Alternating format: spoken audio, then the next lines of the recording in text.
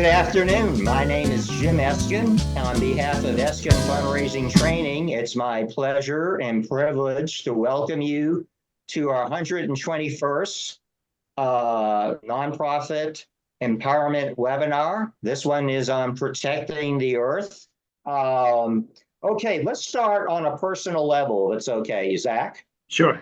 You made a choice to relocate your family from Los Angeles to Bozeman, Montana.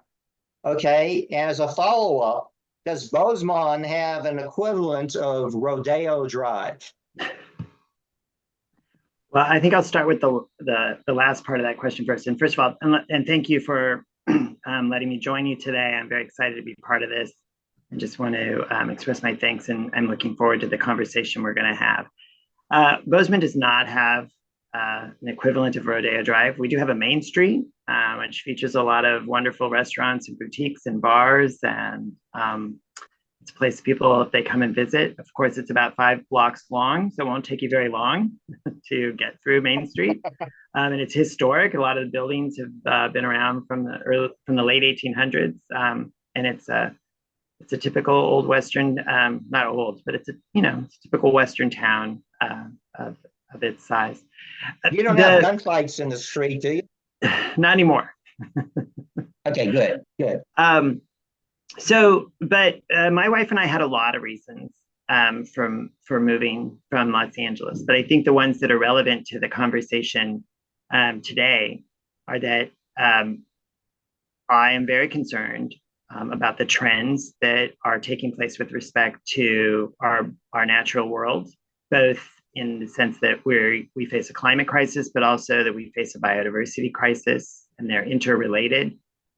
And while I think that many people are working very hard to bend the curves and to try to disrupt as much as possible some of the challenges associated with these crises, we already are going to have many things baked in that I think some people are aware of when it comes to climate change. Like, there will be sea level rise, we will face more extreme weather patterns, and there's a real possibility that within the lifetimes of my children, they will face that, or the globe and parts of the United States will face challenges associated to internal migration, hunger, drought, food insecurity.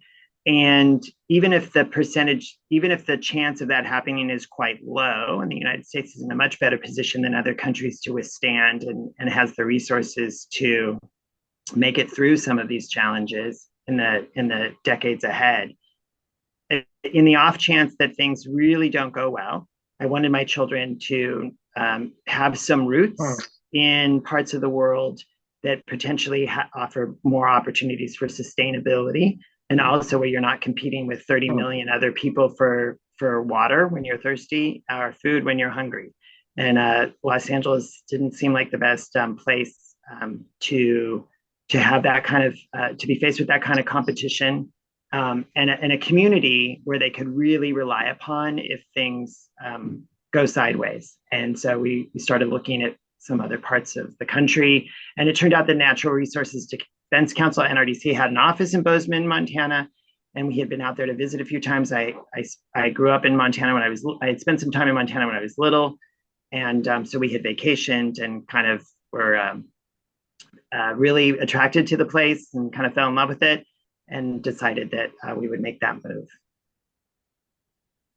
Okay, here's a surprise question, but it is National Chocolate Chip Day. Yes. How are chocolate chips used in your home?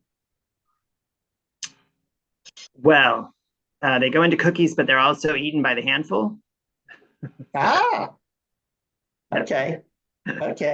I hate to tell you, we're going to get to more serious questions. Okay, let's start from square one. You've been with the NRDC for 17 years, is that right? You're a senior attorney. So the Natural Resources Defense Council, NRDC for ease, it's a New York City based nonprofit international environmental advocacy group. Its mission is to work to safeguard the earth, its people, its plants and animals, and the natural systems on which all life depends.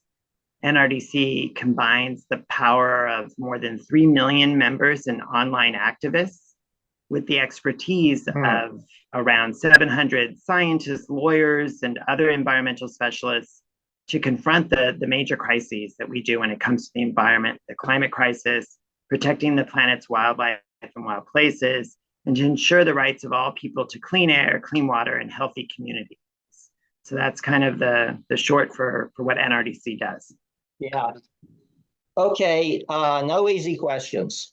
For the average Joe or Jane, so consumed with mounting financial pressures, why should they be concerned about protecting our natural resources and wildlife? Sure. So I think it's important for people to have a clear understanding that we do face two existential crises, and both of these crises really do threaten the human well-being and our ability to continue to live the lives that we recognize on the planet. And that's the climate crisis and the biodiversity crisis. And I work more on the biodiversity side of things, the natural world. And biodiversity, which is just the wildlife, the wild plants and animals that live throughout the world, and thriving ecosystems, they're at the heart of human survival. We depend upon thriving and abundant with wildlife ecosystems to produce the critical foundations of human life and society, like clean air. If you like clean air and clean water, food security, crop pollination, and flood control, just to name a few, then you should be really invested in the idea of protecting our natural resources and wildlife. And so if we don't protect those things, if we don't make the kind of investments that are necessary to secure the natural world, we risk not only the future we want, but even the lives that we currently lead. As Dr. Bob Watson, who is the former chair of a scientific body of the the Convention on Biological Diversity, said, biodiversity and thriving ecosystems are at the heart of our survival. And if we don't halt and reverse the unsustainable use of nature, we risk not only the future we want, but as I said, the lives that we currently lead. And so that's kind of the short answer to why people should be concerned about protecting our natural world.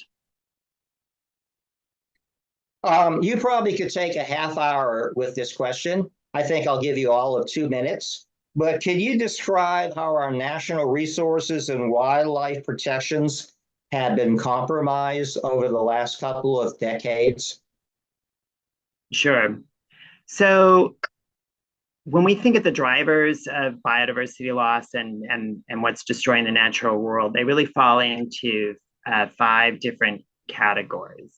There are 5 drivers that are driving this decline in nature that threaten human well-being and wildlife. So the first is land and ocean use change. So that's like taking wild places and converting them to other uses. So if you can imagine like taking a forest, chopping it down in place, putting a soybean agricultural farm area to feed cattle, to feed the top 1% of the global elite. That's one. Direct exploitation of species is the other. So that's like fishing, timber harvest for making tissue paper that people use once, from an old growth or primary forest. Climate change is the third.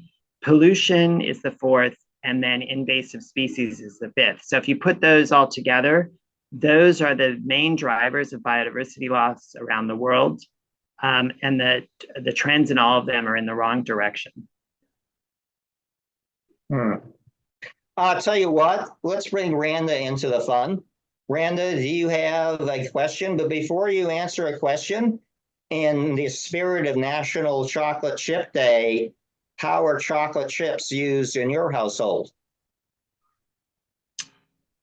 Well, they go into cookies, but they're also eaten by the handful. Okay. I hate to tell you, we're going to get to more serious questions. Okay. Let's start from square one. You've been with the NRDC for 17 years. Is that right? You're a senior attorney. Take a minute or two to describe the work of the National Resources Defense Council. Yeah. So the Natural Resources Defense Council, NRDC for ease, it's a New York City, New York City-based nonprofit international environmental advocacy group. Its mission is to work to safeguard the earth, its people, its plants and animals, and the natural systems on which all life depends. NRDC combines the power of more than 3 million members and online activists with the expertise of around 700 scientists, lawyers, and other environmental specialists to confront the major crises that we do when it comes to the environment, the climate crisis, protecting the planet's wildlife and wild places, and to ensure the rights of all people to clean air, clean water, and healthy communities. So that's kind of the short for what NRDC does. Yeah. Okay, no easy questions. For the average Joe or Jane, so consumed with mounting financial pressures, why should they be concerned about protecting our natural resources and wildlife? Sure. So I think it's important for people to have a clear understanding that we do face two existential crises, and both of these crises really do threaten the human well-being and our ability to continue to live the lives that we recognize on the planet. And that's the climate crisis and the biodiversity crisis. And I work more on the biodiversity side of things, the natural world. And biodiversity, which is just the wildlife, the wild plants and animals that live throughout the world, and thriving ecosystems, they're at the heart of human survival. We depend upon thriving and abundant with wildlife ecosystems to produce the critical foundations of human life and society, like clean air. If you like clean air and clean water, food security, crop pollination, and flood control, just to name a few, then you should be really invested in the idea of protecting our natural resources and wildlife. And so if we don't protect those things, we don't make the kind of investments that are necessary to secure the natural world, we risk not only the future we want, but even the lives that we currently lead. As Dr. Bob Watson, who is the former chair of a scientific body of the Convention on Biological Diversity, said, biodiversity and thriving ecosystems are at the heart of our survival. And if we don't halt and reverse the unsustainable use of nature, we risk not only the future we want, but as I said, the lives that we currently lead. And so that's kind of the short answer to why people should be concerned about protecting our natural world. You probably could take a half hour with this question. I think I'll give you all of 2 minutes. But can you describe how our national resources and wildlife protections have been compromised over the last couple of decades? Sure. So when we think of the drivers of biodiversity loss and what's destroying the natural world, they really fall into 5 different categories. There are 5 drivers that are driving this decline in nature that threaten human well-being and wildlife. So the first is land and ocean use change. So that's like taking wild places and converting them to other uses. So if you can imagine like taking a forest, chopping it down in place, putting a soybean agricultural farm area to feed cattle, to feed the top 1% of the global elite. That's one. Direct exploitation of species is the other. So that's like fishing, timber harvest for making tissue paper that people use once, from an old growth or primary forest. Climate change is the third. Pollution is the fourth. And then invasive species is the fifth. So if you put those all together, those are the main drivers of biodiversity loss around the world. And the trends in all of them are in the wrong direction. I'll tell you what, let's bring Randa into the fun. Randa, do you have a question? But before you answer a question, in the spirit of National Chocolate Chip Day, how are chocolate chips used in your household? Well, I haven't made cookies in a really long time, but there's never a time that I don't have a bag of chocolate chips in the pantry. We eat them as like, Mm. we grab a little handful or add a tablespoon to the pancake mix on Saturday mornings. That's kind of how we roll. Ah, chocolate chip pancakes. Yeah. Yeah. And Okay. I do have a couple questions.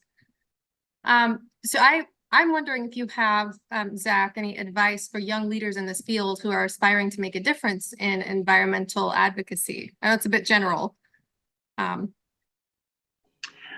think that my advice would be I was thinking of like many different places, but one thing I would do is to definitely find something that you're passionate about. I mean, the environmental field spreads to so many things. You could be someone who's dedicated to forest conservation. You could be someone who's concerned about clean water and that you love rivers and riparian areas. You could be someone who's dedicated to marine mammals.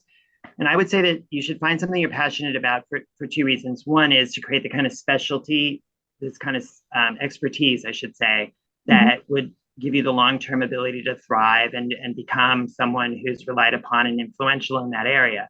And I also think it should be something that you're passionate about, because I think working in the environmental field is very difficult. As I indicated, the trends are negative and they are against us, and the stakes couldn't be higher. I mean, we're talking about whether or not humans will continue to live the lives that they're used to. And under the current trajectories, we're not going to. And there's also a million, for example, like there's 1 million species threatened with extinction right now. This is the highest level ever in human history. That's 1/8 of all. Can you repeat that again? There are millions. Again? Yeah, there are 1 million species threatened with extinction right now on the planet.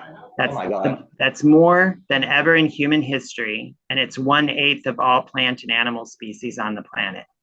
500,000 of those species are what has been termed dead species walking. And what they mean by that is those species, even if we fixed everything tomorrow, if we waved a wand and kind of stopped all the bad practices we're doing, they're still destined for extinction, because the habitat that they rely upon is insufficient currently for their long-term survival. So it's not just stopping the bad things, but it's actually going and restoring a lot of the natural world.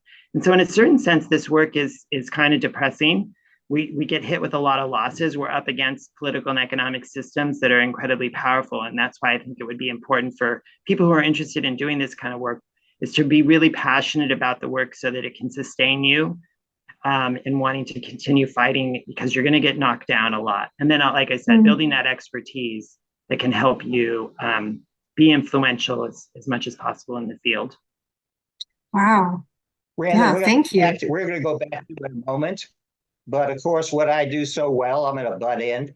One of the questions or observations we hear every day in the nonprofit sector, how can one person, there are 330 million Americans, there are 8 billion people around the world. How can one person make a difference? Can you comment on the following everyday practices that men and women across the country can embrace to safeguard the planet? Number 1, conserve water. So this is it. Let me back up. It is terribly important that people make choices in their life that make them feel good about the role that they have on the planet, and hopefully that they have some kind of moral framework that guides the way that they live their lives. But that said, the kind of changes that are necessary based upon the scientific assessment that has been done are so transformative that the idea that one person changing their light bulbs or one person using recycled paper is going to bend any of these global curves that are immense is not accurate. And so the things that people can, while people should, I think we should just be really honest with people. And while I think that people should live good lives and try to lessen the footprint that they have on the natural world, I also don't want people to be left with the illusion that in doing those things that they're part of the solution. Because the real solution is undermining is going to be disrupting the economic and political systems that are driving this decline globally. And the way to do that is going to be with the kind of transformative change. And so so I always feel a little bit uncomfortable with ideas of like, well, be a good person when it comes to conserving water, because I don't want to give people the impression that if they do that, that they've done their part, because that is just entirely insufficient. Again, you might feel good about it. I do it. We try to live a sustainable life. You know, I eat a plant-based diet because that's what's best for the environment, but I'm also not under any illusions that in my personal choice to do that I'm actually bending the curve at all as to like how much cattle are produced around the globe, or that I'm helping save the Amazon, you know, from getting cut down to grow soybeans to feed those cattle. So I know that's kind of an unsatisfactory answer sometimes, but I think that we need to be upfront with people. How about when you combine a lot of different practices, like being car conscious and walking, biking, and taking public transit instead of getting into your own automobile? Yeah.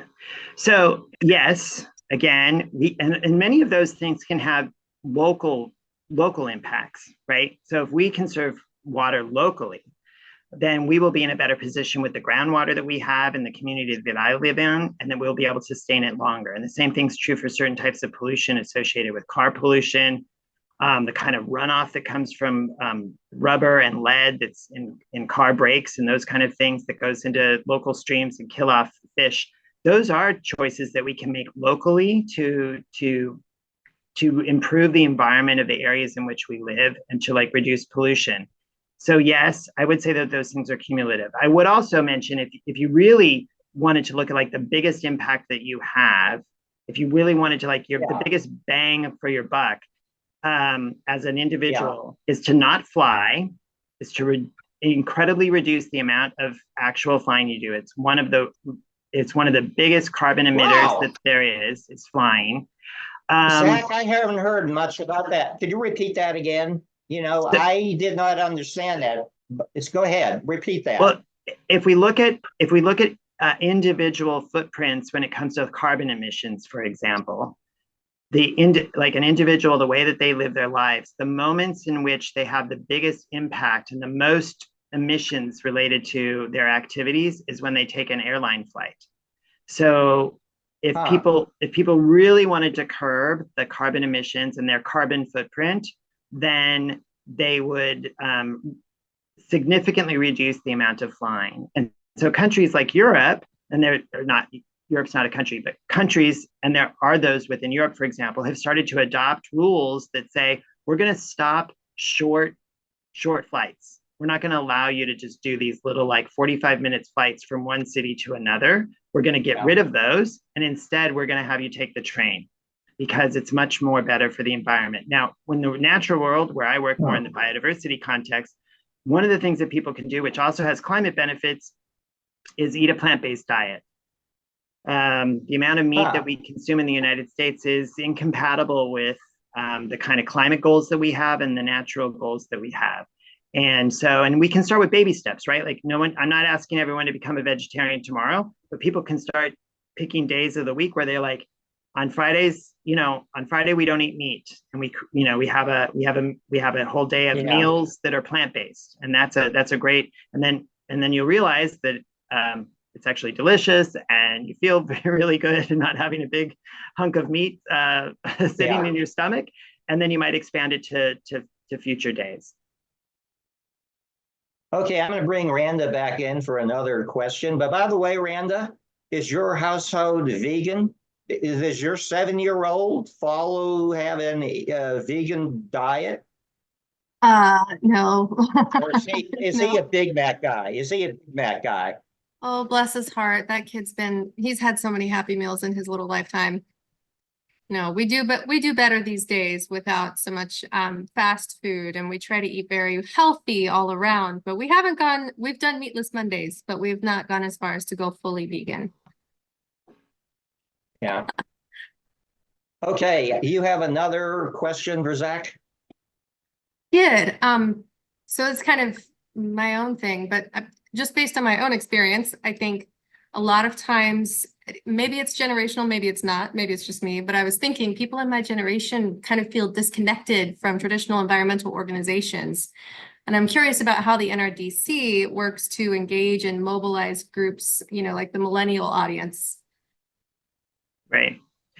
So that is a real challenge when we look at an organization like NRDC that's been around for 50 years and has its roots based in the Clean Air Act and the Clean Water Act, and it's been working on those things for a long time.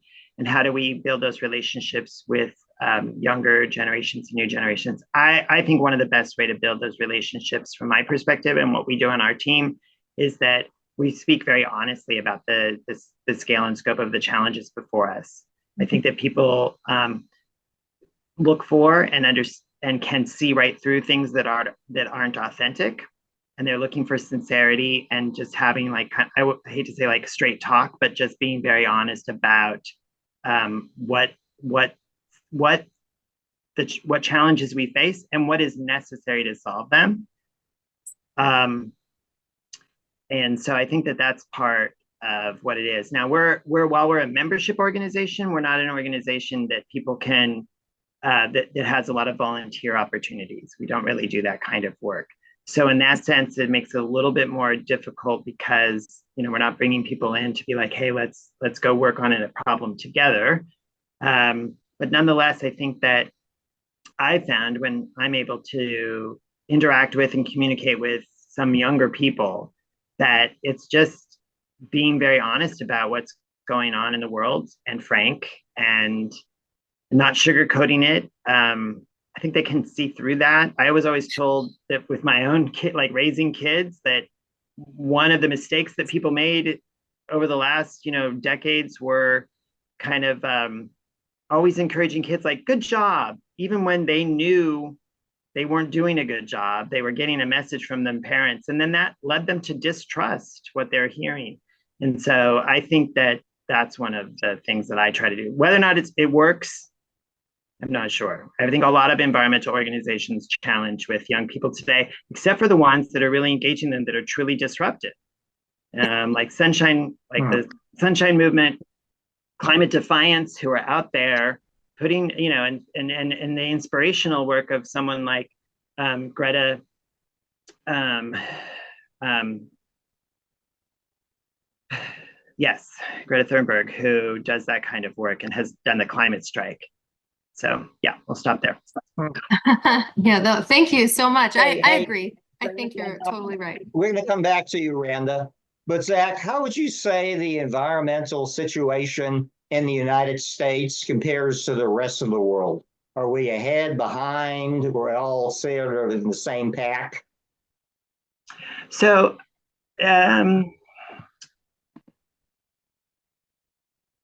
so the work that I do is global. So we take kind of like what's going on globally? What is the state of nature globally? Now that said, obviously different parts of the world are contributing at different times. And you might have biodiversity threats that are higher in other parts of the world. With respect to the United States, I think one of the differences that we can see in comparison to other parts of the world is just like locally, like how we're managing our wild places and wildlife. And the decisions that we're making is that when we look at some drivers of biodiversity loss for North America, one of the leading drivers is direct exploitation of species. So it's taking wild plants and animals out of the environment and then using them for some purpose. It could be fisheries, could be timber harvest. In other parts of the world, there are regions of the world like for Asia, for example, where the leading driver of biodiversity loss is changes in land use. So that's taking wild places and converting them to something new. Now, it could be that would have been a primary driver in the United States 100 years ago, but we've actually done most outside of Alaska. I mean, most of the land in the United States, we've already made a decision about how we're going to use it. It's been parceled up and chopped up, and we know what land is going to be for state-owned parks and what's open for human development and what's dedicated to agriculture. So in that sense, you can look at the differences there. But overall, the United States has better practices in place for a lot of things like clean air and clean water. Obviously, I mean, those are huge. We manage our fisheries better than a lot of other parts of the world.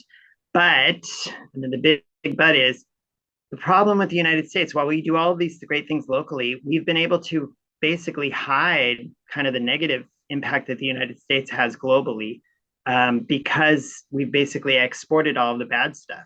Like, and what I say in that sense is that the amount of consumption that the United States is involved with, the United States is the second largest consumer of wildlife in the world, after China. So we are just hoovering up the natural world's wild plants and wild animals who are coming to the United States. Of course, we don't see. By the way, per capita, we must be awful per capita since, China's what, several fold larger in population. Yes, that's true. And part of that is a wealth issue. I mean, really, when we start to look at, and we get these questions sometimes, right? It's just like, well, humans are the problem. And if we just had, if we just did population control or these kind of things, if we had fewer humans, I don't, first of all, I disagree with that entirely. And I don't think that's where the science is either. Yeah. We can support, this planet can support a lot of humans. What it can't support is a lot of humans that consume the same way that the top 1% of the whole world consumes, like the global elite, and that kind of consumption pattern. Yeah. The private jets, the wastefulness, the multiple homes, the multiple cars, the throwaway culture, and frankly, a lot of the United States, when we think about a global elite, a lot of the United States, just percentage-wise, Americans would fall into a top 1% of consumers in the world. And it's just because we've all gotten very comfortable with a lifestyle that is pretty destructive. And then the last thing that I know, I'm taking up too much time on these answers, but I don't want people to think, and I don't believe that this is a human problem, and I don't want people to feel guilty about it, because first of all, we have very little control over our global economic system. So, and also, it's really the wealthiest people on the planet who are the problem, and that's not us. And it's corporations who make these kind of decisions to shove these products on it. But go ahead, sorry. Yeah, this sort of bridges to the next question. Could you describe your donor base? Yeah, so NRDC, our donor base is split into 3 different parts. So we get about 1/3 of our funding from individual donors. Like I noted, we're a membership-based organization, so people join and they send in $20 a year to NRDC, and that's incredibly important. That's about 1/3 of the money that we bring in. And we, through particular action alerts, we might send out something that says, please help us on a particular project, and people will dedicate money to that. So that's 1/3. Is there a particular, I'm sorry for interrupting, but that's what I do so well. Is there a particular profile of your donor? Like, is it younger, older, Eastern, Western? It tends to be older. And this is just, I think this is true for a lot of environmental organizations that have been around for a long time, like NRDC has, that their donor base in that category of donors tends to be older, tends to be women, and is largely urban and coastal. So interesting. Hey, when we were talking about the world, is Marjorie Hope ready? She is our citizen of the world. Marjorie, can you join us on camera? And she is the author of the Amazon best-selling book, Connect Diplomacy, and she will be a webinar guest 2 weeks from now. Hey, Marjorie, and I have to ask you, she is an unabashedly acclaimed chocoholic. Is that fair to say? We can't hear you. Okay, hold it. I would say, first of all, what Zach was saying about being plant-based is so important. I have a plant-based diet only, and there are chocolate chip cookies that are vegan. So I find if you How do they taste? How do they taste? Very good. If you go vegan, you won't miss any of the other food. And I don't know if you noticed that too, Zach, but everything is plant-based they make. Like if you like meatloaf. There's actually, it's called Amy's, and they make a plant-based meatloaf. So, Yeah, I'm familiar with that. Hey, Marjorie, since you're an expert with your new book, how would you summarize attitudes towards the environment in the different countries you've visited? well, I think it's a generalization to make here, which is that the awareness is not there. So, a great movie, which is on Amazon, The Day After Tomorrow. And in that movie, President Blake, who's portrayed by Perry King, he delivers a speech regarding global catastrophe caused by climate change. And a real quick excerpt from his speech says it all. My fellow Americans, in the coming days, a new challenge will confront us in the fundamental question, can we survive? And he goes on to talk about the last few days, this disaster that they're having. And this is an excellent movie, by the way. But the time for denial and division is over. We must unite as a global community. And then he goes on to talk about the decisive action and the climate change and protecting our planet, how important it is. And this guy in the movie, he doesn't believe any of this kind of stuff in the beginning. But as these disasters are happening on the earth in the movie, which will happen here if we do not take care of our earth, which is our home, he says, let us stand together, shoulder to shoulder, and face the storm that lies ahead. And honestly, I think if everybody just took, and I think it's an hour and a half to watch that movie, I think the understanding and awareness would be better portrayed, because everybody knows, oh, we have to take care of our planet. There's And by the climate way, change. I don't want to push anyone, but what platform can you watch that movie on? It's on Amazon, but I'm sure it's on others, Okay. and highly, highly, highly recommend it, because it provides the Okay. education of what's going on and the Right. awareness. Hey, listen, thank you, Marjorie. We're going to be hearing more from you in a couple of weeks. Thank you. And thank you. Randa, do you have another millennial or female question? I That's have a just terrible one thing. Let's more. just call it a millennial question, okay? But So- Zach did say 70% of their supporters are women, which reinforces, I say every day, that women are better than men. I don't know. That's a nice sentiment. I don't know though. I'm curious though, Zach, I if you do don't know. mind, how does the NRDC approach intersectional advocacy with issues like environmental racism and gender equality within the conservation movement? It's part of what I'm studying right now, so I'm naturally more curious about this side of the conversation. Right. So we approach it in a couple different ways. One, just internally within the organization, we have good policies and practices in place to ensure that we are very thoughtful about these issues and that we understand and we embrace, and I think it's authentic, an understanding of the value of diversity, equity, and inclusion. And so internally, there's just policies and practices in place to ensure that. Looking at pipelines, thinking about who we're bringing into the organization, thinking about systems that I think people weren't thinking of, 15 years ago, about how internships that don't pay, what's the big deal, right? Like, it's a win for us. It's a win for the intern. They get some experience, and NRDC gets some free labor for a summer.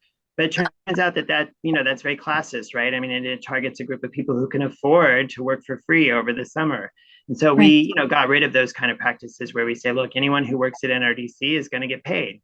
And then that provides an opportunity to people. So we have internal practices, but externally, what we're looking at is being very thoughtful. Again, when I work in the global, so I can speak to my work, when we do the global biodiversity work that we work on, we target working with countries that have been discriminated against and are disadvantaged when it comes to some of the international regimes that have been developed, that were largely developed by the United States, kind of the global powers, and also colonial powers. Can you give us some examples of those? Can you give us some examples of those countries? Right. So if we just look at if we look at the United States, the United Kingdom, France, Europe, Germany, like those kind of countries, post-World War II kind of developed the economic and political system and some of the environmental institutions, even in the 70s, when we look at the Convention on International Trade in Endangered Species, for example, that was negotiated in the late 60s, early 70s, when it ended up getting passed. Well, who were the powerful countries at that time period? And what kind of regimes were they putting in place, and what kind of controls? And even just after that, when you think about the day-to-day operations of these treaties, who can afford to show up and send delegations of 20 people who are engaged on multiple issues, so they can have one expert, one person who shows up who's an expert on one particular topic of the agenda, whereas you have a lot of developing countries like Nigeria or Niger, who they can send one person who has to cover all of the issues. And they're smart, they're dedicated, but their job is more than just working on that one treaty, because there's a lack of resources. And so in that sense, what some of the countries that we work with and trying to work with countries in the global South is to say, we know you want to be effective. We know that you have an ambitious agenda for biodiversity conservation globally. What can we do to help you ensure that your interactions in these international negotiations are as impactful and successful as possible for you? What decisions do you want to bring forward? And so we work behind the scenes and we say, look, this is you. This is important for your country. You're working on this for your people to advance a better world. And we're aligned with that because it's ambitious. It's not corrupted by some of the corruptions that take place with the global economy. And how can we empower you and build capacity? So that's one of the ways that we do. And when it comes to some of the other intersectional issues, just ensuring that we always highlight and bring forward particular issues around like Indigenous people and local communities, where the United Nations has already adopted practices around this, also practices around women, and expanding the opportunities for women through things like the Sustainable Development Goals, and ensuring that when we are working on particular targets, for example, for biodiversity conservation, that we incorporate within that a full adherence into United Nations frameworks when it comes to, like I mentioned, Indigenous people, local communities, free, prior and informed consent for Indigenous people, so that we're no longer like seizing their land and deciding to do something with it before actually getting their approval and consulting with them. Yeah. So those are that's the kind of steps we take at NRDC. And I would just say the last thing is that we actually do have a fairly robust environmental justice group of attorneys and specialists working on environmental justice issues. Like there's ridiculous, the fact that we have lead in our water anywhere in the United States is ridiculous. Like, so those are the kinds of things, litigation that we brought forward in Flint and other parts of the country to clean up some of the injustices that have happened over the years. We continue to do that work. Wow, that's Right. awesome. Hey, by the Thank way, Randy, I want you to ask another question, but I want to bring in a member of our learning community, Martha Roy. Can you come on camera? John, can you give audio and video privileges? Marv is the founder and president of the Institute for Philanthropic Excellence. And by the way, Zach, you might wonder, where does your doctor go for medical advice? And you might wonder, where does a fundraiser trainer go for fundraising advice? And I go to Marv the Roy. Hey, Marv, how does the Roy households use chocolate chips? Well, it used to be a food group. We try to be better now. My just like ice cream, and you never mix candy and ice cream. So if I have to choose one, it's the colder version, not the chips. You can keep those chips. Randy can have all. It's a more serious question. We were talking with Zach. Right now, we're in a country that faces food insecurity, that faces homelessness, that faces all sorts of healthcare challenges. Your Institute for Philanthropic Excellence, if I can keep up, supports 100 projects around the country. What do you know where donors tend to support multiple causes? Well, we know that most of your true philanthropists, people who are making the biggest difference in the philanthropic arena, give to many things. And I think the question is always capturing their attention and their hearts in causes that mean a lot to them.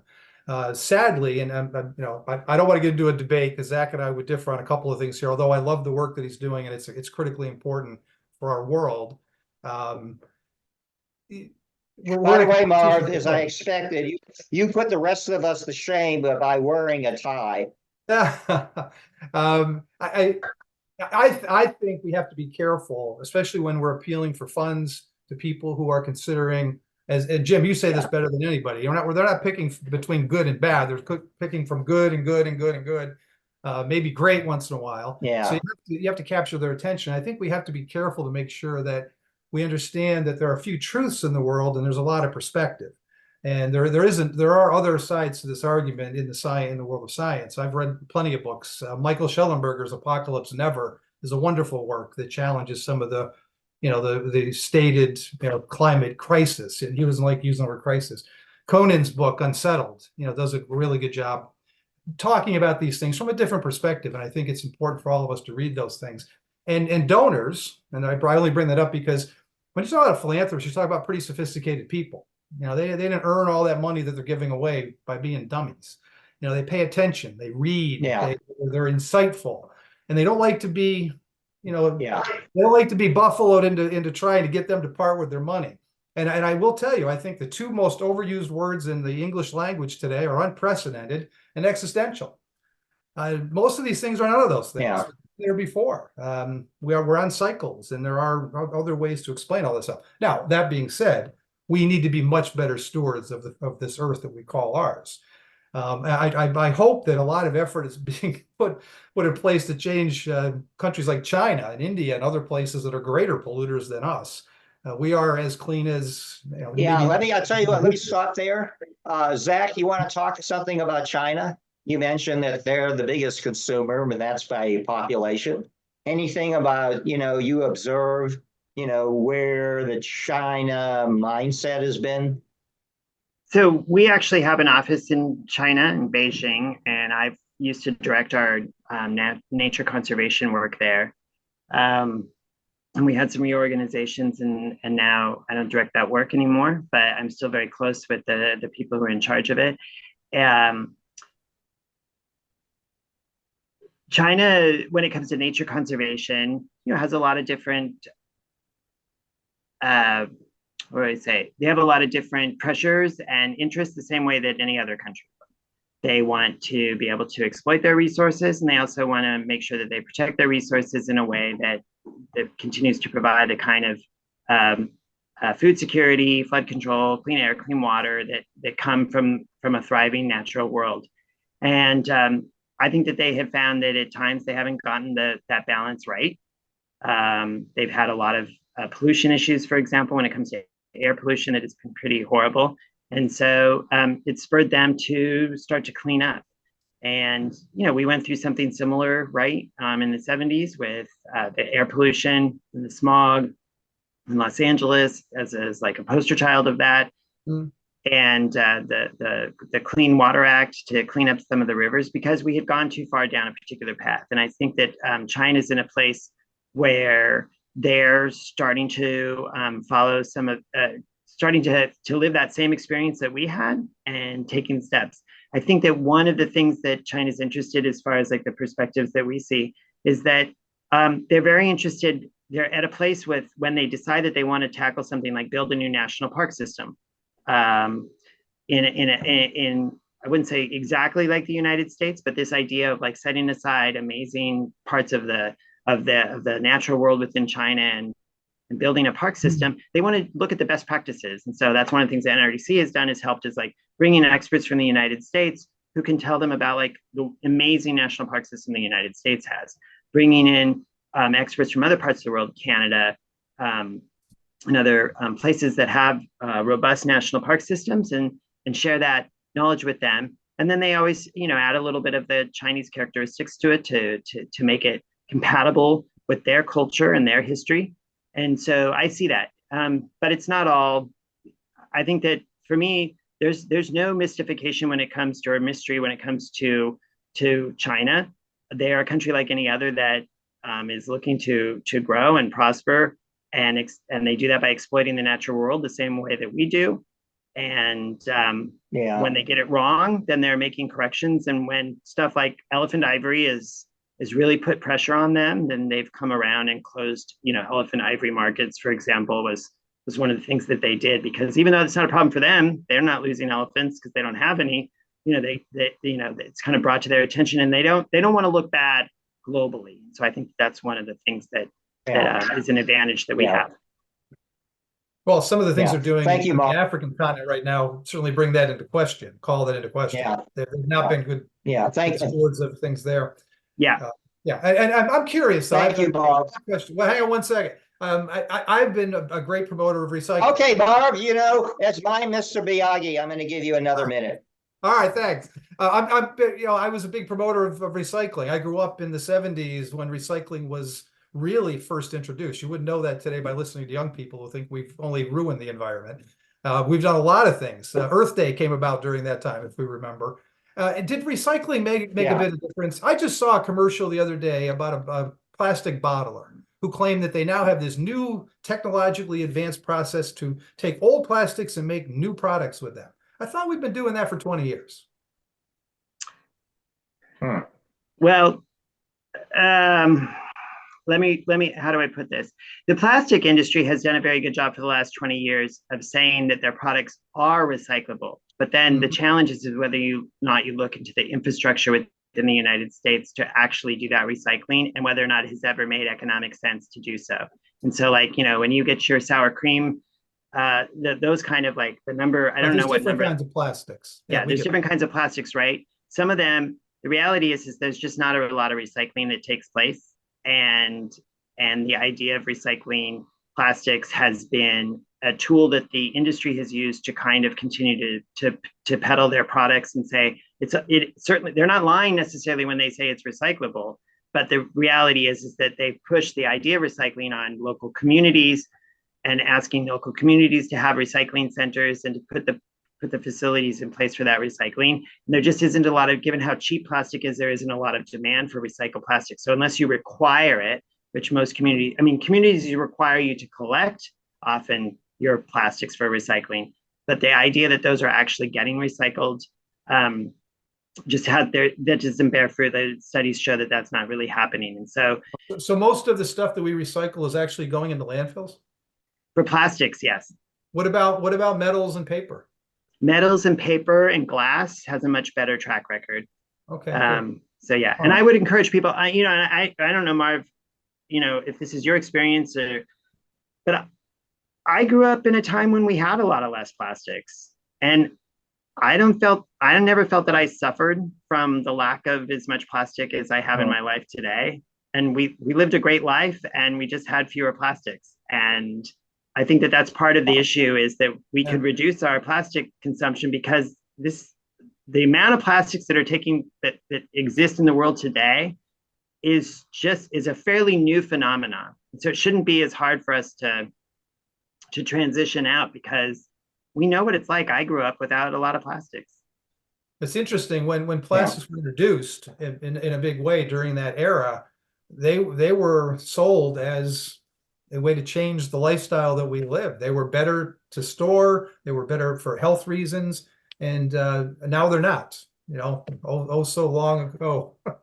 Different story. Good observation. Hey, Marv, I want to get Randa in for her final question. Yes. Yeah, thanks, Marv. Your great questions. Hey, Randa, we've got a couple minutes left. Do we have one more question from your perspective?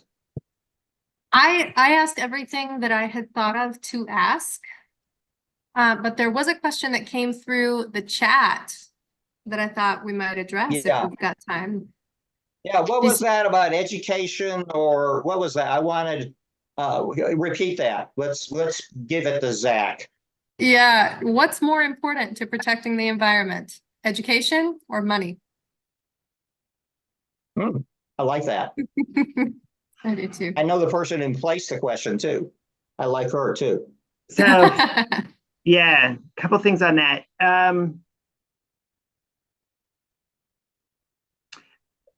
It's got to be money. I mean, it's education when it comes to getting, forming the political will and getting people educated enough to where they understand that there are challenges. When we look at the biodiversity crisis, and I know that, Marv said we throw around the word crisis too much or existential. The reality is that this is what the scientists tell us. This is that this idea that there's debate on certain issues is a tool of the industries that want to continue these practices and are invested in the status quo and business as usual. And so they try to create obfuscation and a level of uncertainty when the facts and the science don't support that. And so when it comes to, so we have to cut through that. And when I say about the biodiversity crisis, we're 20 years behind, like an understanding, people have an understanding about what's going on with respect to climate. I don't really work on climate issues. I work on biodiversity loss, the number of species that are threatened with extinction around the world, and what's driving that loss of our biodiversity. And the fact that you can drive in a natural area today and you're going to hit, your windshield will not be as splattered with insects as it used to be. And maybe some people think that's a good thing, but it's actually a sign that we've actually are losing a lot of biodiversity. So people want to see that happening in their lives. And those insects are great for pollination. We need those insects to pollinate, about a lot of our crops. And so it's education to get people where they're at. But the reality is that there's studies that have been done show that we have a shortfall in financing biodiversity conservation globally to the tune of about $800 billion. So we have this shortfall, a gap in biodiversity finance that we really need to fill. And about $800 billion per year is what it takes. So this is a real money issue in that sense. And right now we're spending $500 billion a year on subsidies that are harmful to the environment. So one way to solve this problem is instead of investing in activities that are actually environmentally destructive, we could stop those kind of governmental subsidies to industries that shouldn't have that kind of unfair competition and an advantage through subsidies to start with. And if we wanted to, we should start investing those resources into nature conservation and a more healthy, thriving planet. Wow. Hey, as we suspected, Zak, this hour has just flown by. John, can you put up Zak's contact information? Zak, if we have members of our audience who would like to support the fantastic work of the NRDC, what can they do? Yeah, people can reach out and to go to nrdc.org and become members of the organization if they're interested in supporting the work that I do directly, which is incredibly underfunded. I mean, our institution brings in a lot of money and has great support. A lot of it doesn't go to the work that I do. So if they're interested in talking about like something more significant, they can reach out to me. But yeah, of course, just go to nrdc.org and that'll be a stepping off point, or they can email me and I can try to put them in touch with people that work on the issues that are. Do you say, if I remember correctly, your memberships begin as inexpensively as $20 a year? Did I hear that? Yes, that's right. Wow. It's a bargain. Well, first of all, this hour has been very informative, and thank you for taking really complex issues and making them conversational and making them easy to understand for our audience. And again, on behalf of the citizens of the United States and the world, we appreciate the leadership that folks like you are providing to protect the Earth. You know, how many planets do we get? We get one. And we got to save it for ourselves and our children and our grandchildren. And it has just been a pleasure and honor to have you enlighten us in such a effective, conversational, and fact-based approach. So, and give our regards to your colleagues at the NRDC. We appreciate all the good work you all are doing. Once again, thank you, Randa. Thank you, Marjorie and Marv. And to our entire audience of professional and nonprofit leaders, thank you, because you really make this world a better place to be. And this is what we're going to do. We are going to post a very brief 1,300 character space summary on LinkedIn and Facebook of the key points that Zak made during this hour. And then John Largent, thank you, CEO of Largent Media, is going to do a spin dry. And tomorrow before noontime, John, we will place a recording of this on Facebook and LinkedIn. And by the way, Zach, is as the practice for webinars, many more people are going to watch this on demand than join us live. So we say to everyone, thank you for joining us and be well, and we'll see you in 2 weeks.